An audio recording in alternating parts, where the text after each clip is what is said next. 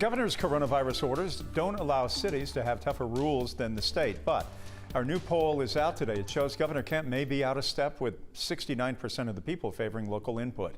11 Alive's Doug Richards explains for us this evening. The poll does show that Georgia Democrats and Republicans are sharply divided on issues surrounding the pandemic, but that they also have come to perhaps a surprising consensus on a couple of important issues. From the partisan divide, we see that Democrats and Republicans disagree on President Trump's handling of the coronavirus, on Governor Brian Kemp's handling of it as well.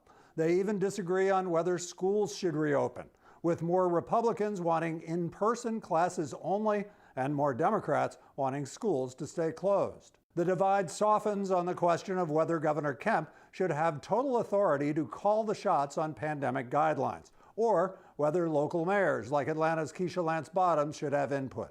Asked if Georgia cities and towns should be able to write their own stricter guidelines, 69% of all Georgians said yes. 78% of Democrats said yes. 62% of Republicans also agreed.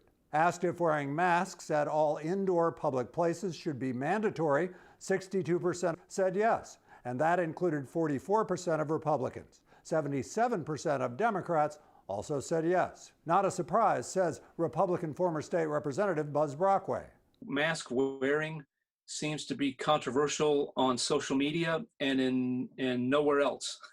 It's one of those issues, I think, where social media is way out of step with the real world. It's worth noting that 72% of Democrats told our pollster they are concerned or very concerned that they will personally get the coronavirus. Only 56% of Republicans said the same thing.